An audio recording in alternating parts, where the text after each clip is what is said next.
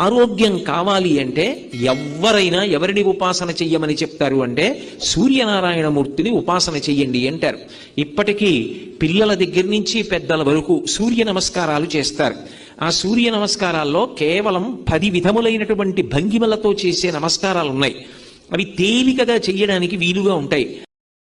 మిత్రాయ నమః, ఓం రవయే నమః, ఓం సూర్యాయ నమః, ఓం భానవే నమః,